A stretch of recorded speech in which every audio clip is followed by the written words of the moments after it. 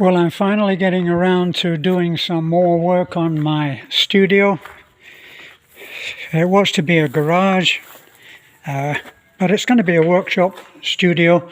I'll be able to get back to my artwork, which I've been missing a lot. That and music. There is a tendency when you come out here to the Philippines that you kind of sublimate all of those things that you used to do.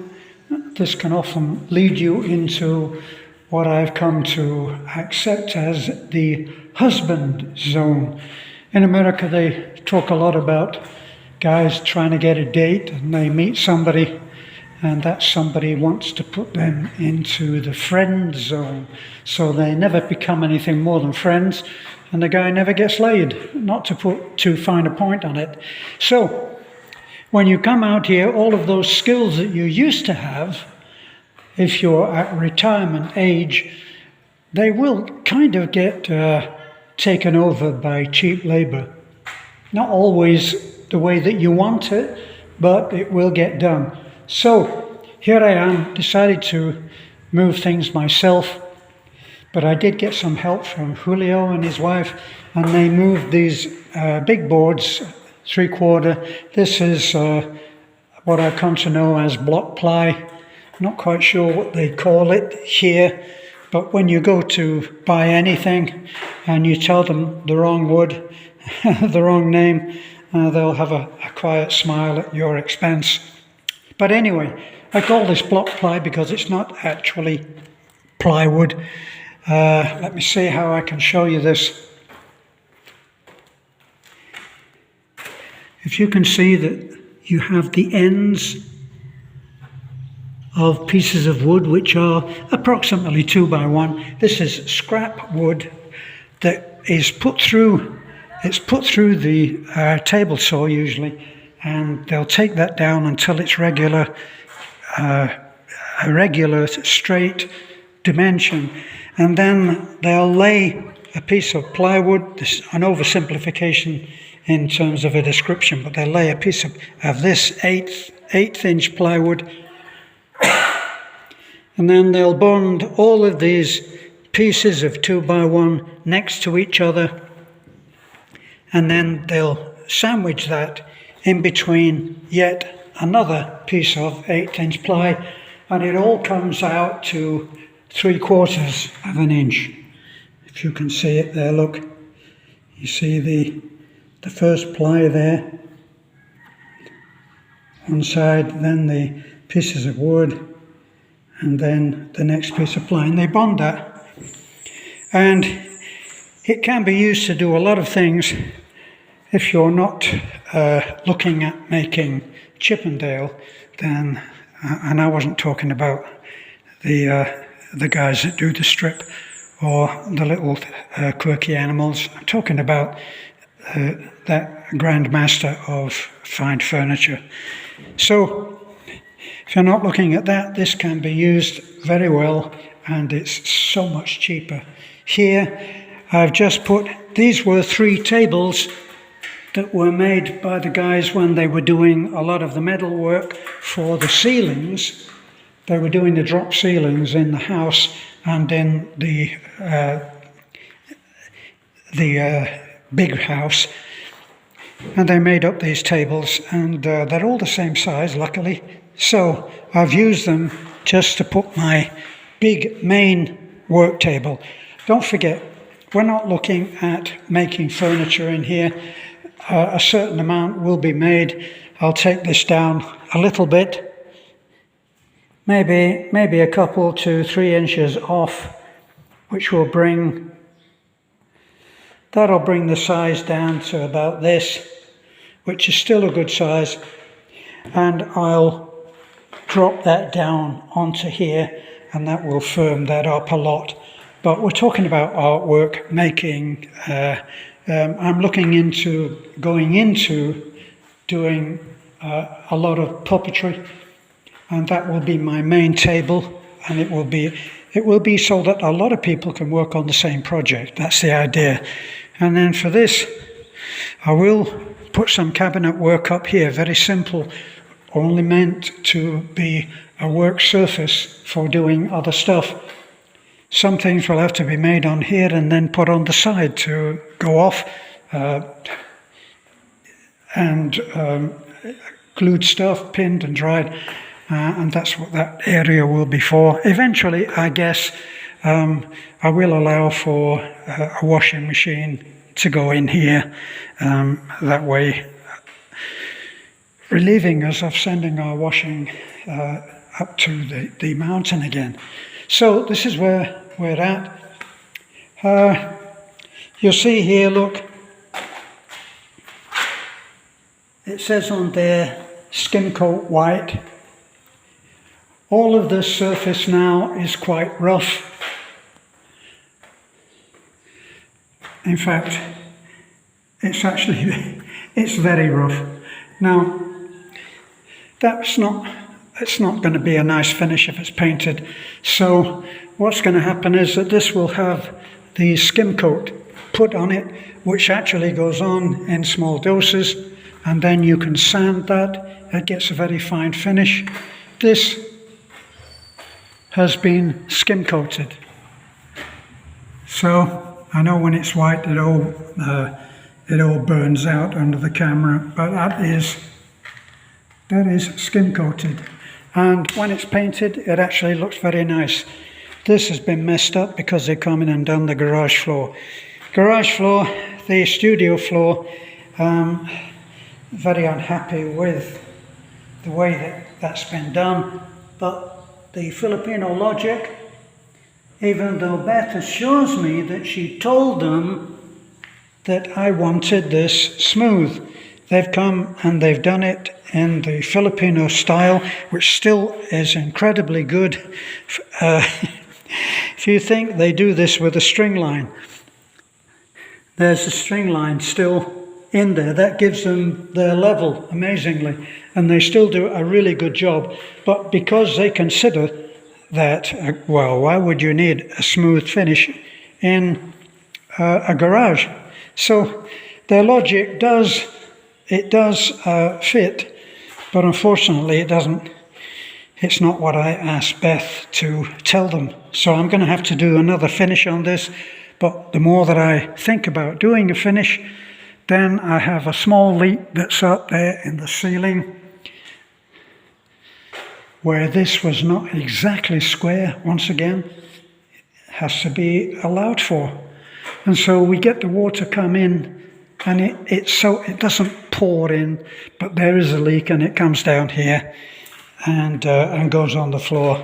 So I really need to have that finished before I can do this here. And that involves going up on the ceiling. In fact, you can see a little patch of light there that tells you why it does leak in here. But if I wait around, which I've been doing, it will be forever.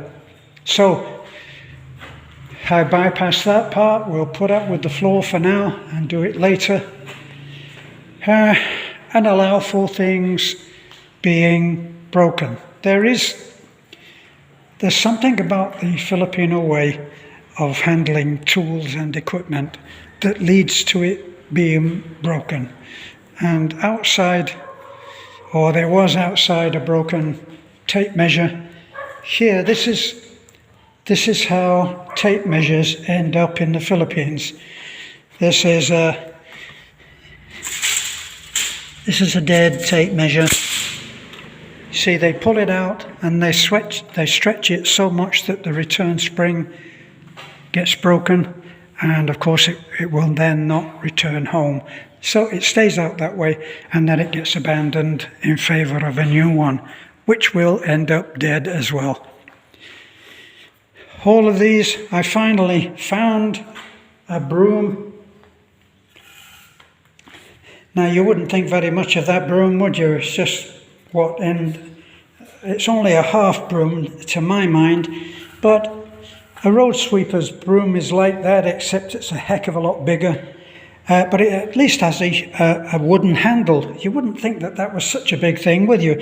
But to get that has taken 10 years. 10 years, 11 years actually, because you couldn't get that when I first arrived here. And then I spotted that a few weeks ago and saw it in Alturas and thought, oh my gosh, I've been looking for that for 11 years and finally found it. This is what happens to all brooms. They come and they get broken. And I just don't know why. But it does bring to mind the story of the hammer, how things get borrowed, and if they're not broken, they're not returned, or they don't get returned, so you really never find out whether it was broken or not. But when I was building the little red house, some days I would come in and I'd look around and I wouldn't be able to find my hammer. So I would go up the chain of command, the hierarchy. Beth, do you know where my hammer is? No, darling, I will talk to Nanai about it.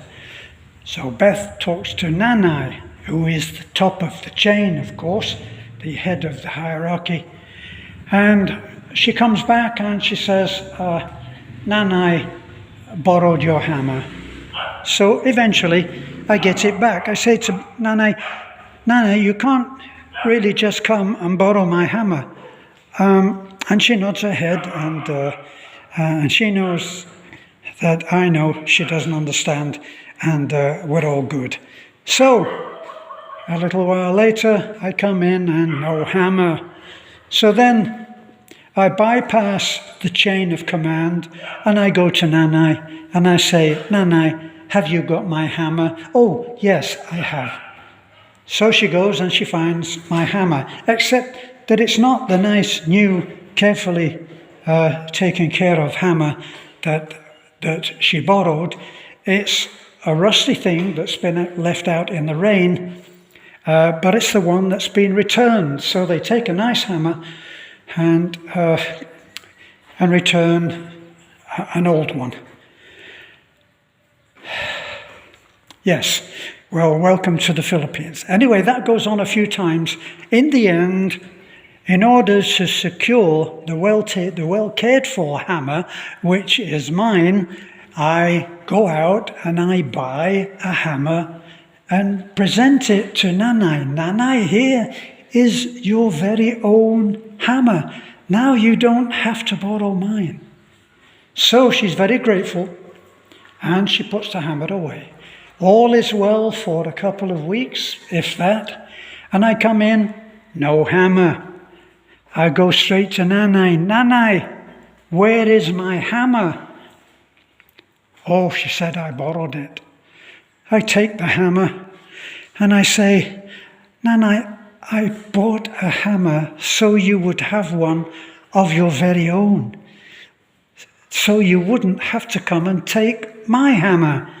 What happened to your hammer? She understands what I'm saying, and her response is, somebody borrowed it. And so the chain reaction continues. Well, that's taken me now to the point where I'm going to do the smooth coat myself.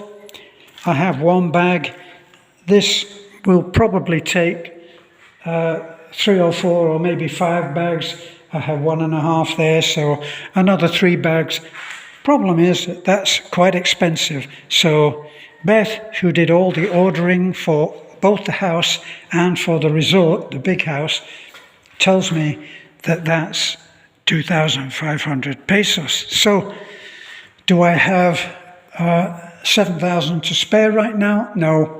But what I will do is I'll see if that 1.5 coats or 1.5 bags will at least do this end wall. And if it does, then I can consider that I'll be able to do anything on that wall, and it will give the place a lift. Sometimes when you're doing this stuff, you're doing it on a cash basis. Everything that you pay for it cash. You don't borrow money, so nobody can come and start levying on what you own and threatening to take it from you. And that's how we've been doing this. So, thank you for watching. Thank you for following our little project that we have going here, and for your support. Don't forget that you can like, comment, look forward to the comments, and subscribe. And that will help us a great deal, because the Great God YouTube algorithm will consider then, if it sees this action, it will consider that our little tin pot efforts here are worth showing to others. Thank you for being with us. Bye for now.